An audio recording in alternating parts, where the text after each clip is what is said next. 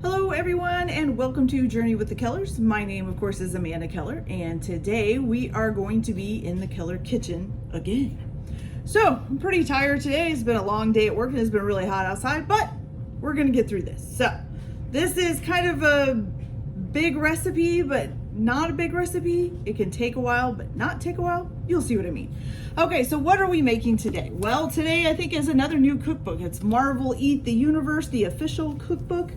And we are making Phoenix's hot chicken and egg Oyakodon. Oyakodon. If I didn't say that right, I apologize. Okay, so the first thing that you're gonna do for this is you have to marinate the chicken for at least, for at least 4 hours and up to 24 hours. So I put mine again in the fridge last night to marinate, probably about 8 o'clock at night, and it's now around 4:45 in the evening the next day. So what you're gonna do is, this recipe is for 2 people. So of course I'm going to be making more than that, so don't pay attention to how much I put in the pans, just listen to how much I say from the recipe. Okay, so basically what you're gonna do is you're gonna need 4 boneless, skinless chicken thighs. You're gonna take 3 cups of buttermilk.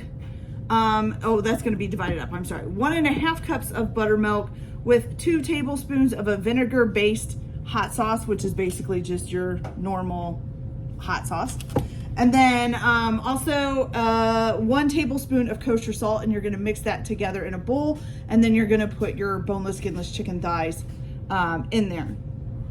Now, my chicken thighs aren't boneless, just so you know. They're just regular chicken thighs. Oops.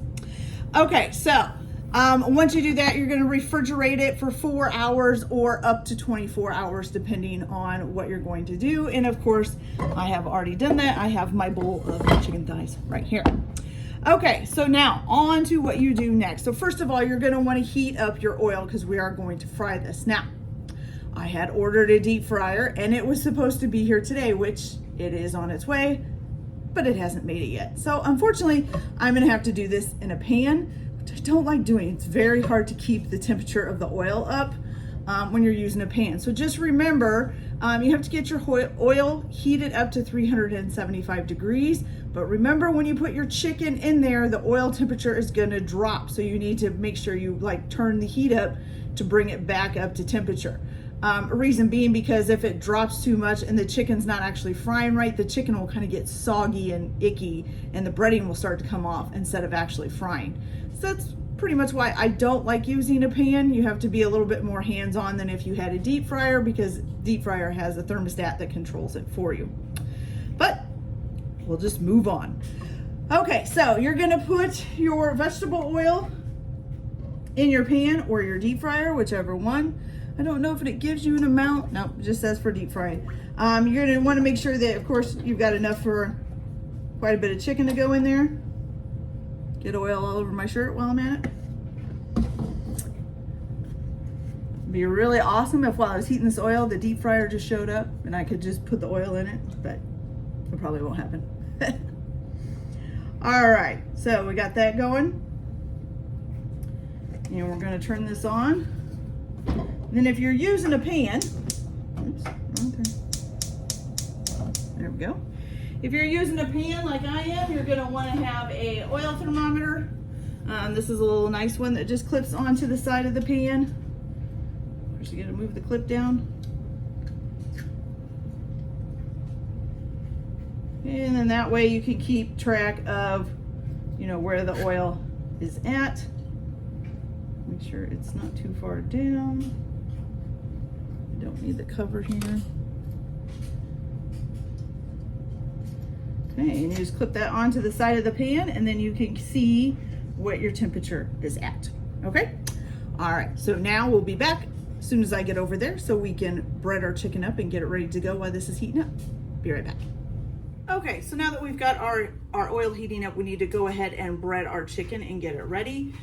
So basically you're gonna need 3 containers, 2 for your flour and then 1 for your buttermilk. And of course your chicken here. Okay, so the first thing that you're gonna do is you need 4 cups of flour altogether, but you're gonna divide it in half. So 2 cups in one pan and 2 cups in another pan. And you wanna make sure whatever you're using to flour your chicken, that you've got enough room to set the chicken in there and kind of make sure you get it all covered up in flour and stuff. So make sure there's enough working room in there. Okay, so first we need 2 cups of flour in this one. And I am going to stick to the recipe for this for mine because I can always just redo it and add more flour as I need to. All right, we're going to need more flour here. And 2 cups of flour and this one. Okay, so there's that. All right, so in this first bin here, let's see. Okay, so basically this one you're just gonna season with pepper and kosher salt, which I forgot my salt, so let me grab that. There we go. All right, and it says basically you can add as much salt and pepper as you want. It says you really can't add too much, but if you do want to reference, you put like 1 tablespoon of kosher salt and 2 teaspoons of black pepper would be their recommendation. There we go. A little bit more maybe. Good. And some kosher, not kosher, some black pepper here. Just gonna shake it in there. Good. All right, and then you just stir that up. Make sure all the flour gets mixed up so it's all seasoned. Fantastic. Okay. Then in this one is going to be, your other flour one is going to be your hot one. Okay, so for this one, you're going to just put in kosher salt and plenty of cayenne and paprika. Now it says you can do it as hot or as not hot as you want it. So it says it's your main heat component. So, you know, if you like it really spicy, then you can use about 6 tablespoons of cayenne. And if you don't, then you can lessen it according to that. Now, we usually don't like it real spicy. My husband does, but the rest of the kids don't. So I'll probably only use a very little amount of cayenne. I'm not real big on the real spiciness. Paprika, you can use as much as you want. She said that they used 4 tablespoons of paprika. Paprika is just for color and smell. It doesn't really do much else than that. Okay, so basically for the cayenne, I'm just gonna put like a tablespoon in. And that's probably already gonna be a little bit too hot. Okay, and then for the paprika, I'm gonna go ahead and put the 4 tablespoons in. Or maybe, I don't know, maybe not 4. That seems like a lot to me. Basically, this chicken is gonna have like a red color to it. 3. Ooh, I have to buy more paprika after this. Ooh, too much. There we go, and 4. Okay. Same thing, mix that up real good. Make sure all of your flour is nice and seasoned. Okay, and so originally for the buttermilk, we used 3 cups, but you put 1.5 cups to soak your chicken in. So you're gonna put the other 1.5 cups in the bowl. I'm not gonna measure it, I'm just gonna put it in there. Not gonna worry about how much is in there. Okay, then you're gonna of course need a plate to put all of it on while you're breading. And let me go check on the grease real quick, see how hot it's getting. Okay, we're about 160 degrees, not bad. Okay, so now you're gonna take your chicken, take a piece of chicken, you're gonna shake off your excess here. Okay, and then you're gonna put in your flour. Now remember, whenever you're flouring chicken, one hand you use as your wet hand, one hand you use as your dry hand. So since I just stuck my hand in there and got it all wet, you're gonna make sure you use the dry hand to put the flour on. Reason being, because otherwise this one will get caked with all kinds of flour and stuff, and basically you're kind of wasting some of the flour, not to mention it's gonna get everywhere as you're picking up the other chicken pieces. So you don't wanna do that. Okay. Go ahead and make sure you get all that covered. Oh, and this is boneless. I thought I had gotten bone in, but it's not, it's boneless. Sweet. Okay. Then you're gonna shake this off real good. Perfect. And you're just gonna drop it in the buttermilk and then use your wet hand again to cover it in buttermilk. Let that drip off a little bit. And then you're gonna put it in your other flour. And again, use your dry hand for this one, okay? And all nice and colored. Now this one, you do not shake off. You just pop it on the plate, just like so, okay? Easy and simple. So I'll keep doing this and get this all done, and then I'll be back once we're ready to put it in the oil. Be right back. Okay, you guys, so now that all of my chicken is breaded, ta-da! And I actually have 2 plates because I had so much chicken. And our grease is up to 375. Might be a little bit over actually, which is kind of good because like I said, if you're using a pan, it's gonna cool off when you put the chicken in there. If you're using a deep fryer, it's gonna do the same thing, but the deep fryer will counteract it. Okay, so you're basically just gonna take this and put it in here, into your grease. Be very careful. Don't burn yourself. And it says you're gonna let this fry for about 7 minutes and turn it, you know, every once in a while. Give it a good flip. Woo! That's a lot. Okay, I'm just gonna put 2 pieces in there for now. You're also gonna want something to drain it on when it's done. So I have a nice plate with a paper plate here. And then of course tongs to get it out with. I'm only doing 2 pieces for now because there's not very much oil. There's too much oil in there and I don't want it to overflow. Now also, if you get done breading and your oil isn't up to temperature, you can go ahead and cook your rice. So you're gonna need 3 cups of warm rice. I just make mine instant rice in the microwave, which it's going right now. So, you know, just make how much ever you think you're going to need. You're gonna make little bowls with the rice, the chicken, and some eggs in it. So you can go ahead and do that too. And then while this is cooking, we're gonna go ahead and make the sauce. But give me just a few minutes to get some of this cooked up and get it out of the way. And then I'll show you how to make the sauce. I'll be right back. Okay, you guys, so while this is all cooking up, I'm gonna go ahead and show you how to do the sauce. So it says originally to just mix this all in a bowl and then pour it into a saucepan. I'm just gonna put it all in a saucepan and then cook it up. So what you need is 2 tablespoons of paprika. 1, 2. And I am just gonna make 1 batch of this just because this is, I think, kind of really spicy, and so I don't really know how many of them will use it. So we'll just, you know, make a little bit. And I just lost where I put my cayenne.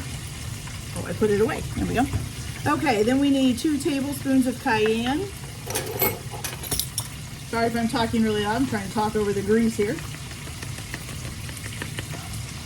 So 1, 2, good. All right, then you need a 1/2 cup of brown sugar.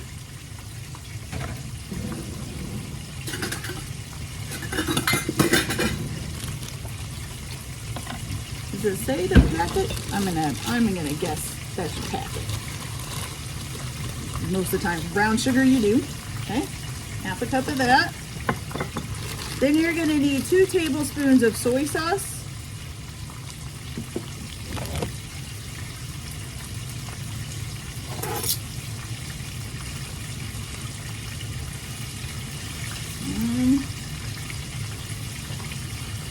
Two. Ooh. A little bit of a overlap there. We don't want a grease fire. That'll be good.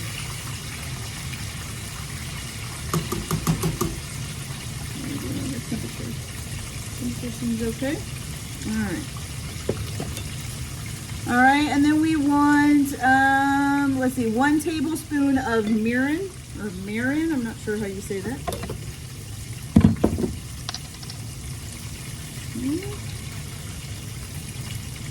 Well, we can get it open. There we go. So 1 tablespoon of mirin, it's M-I-R-I-N, mirin or marin. Okay. Then you need a 1/2 of a white onion sliced.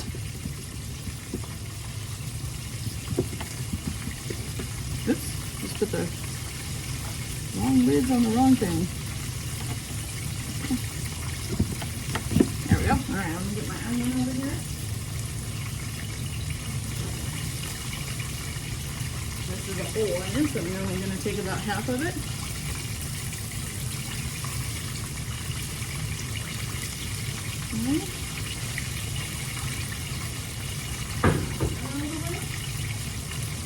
All right, and then you're going to need 1 cup of water.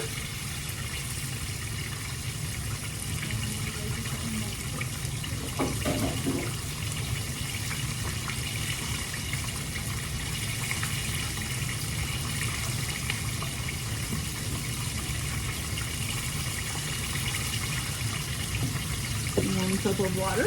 Give these guys a little flip here. Beautiful. Okay.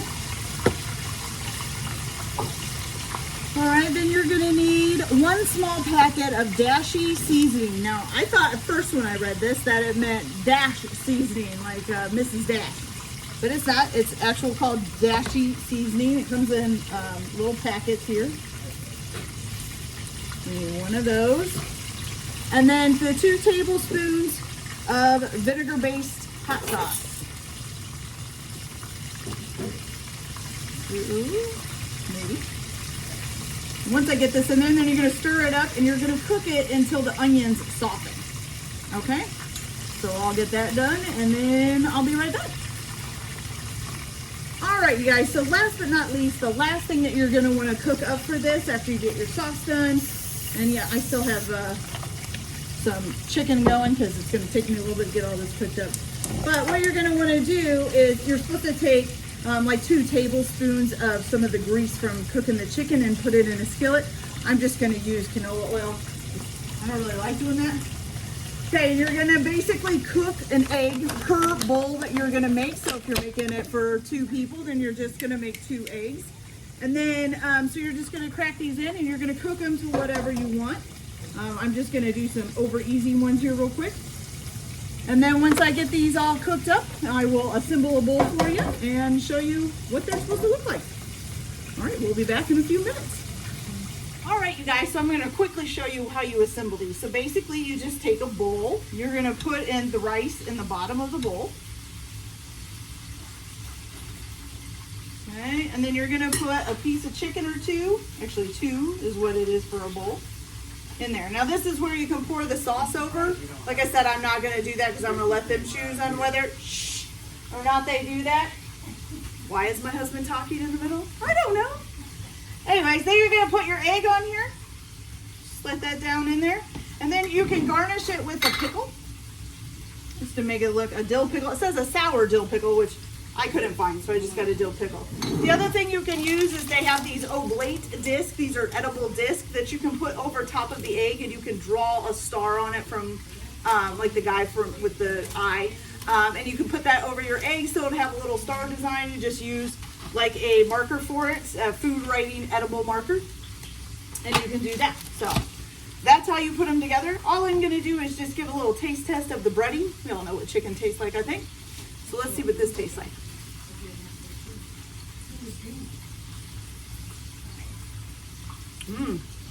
That's actually really good.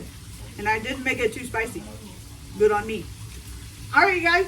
So that was really good. You got a nice full dinner here. Hope you guys all enjoyed the video. If you did, like and subscribe. And I'll see you later. Bye.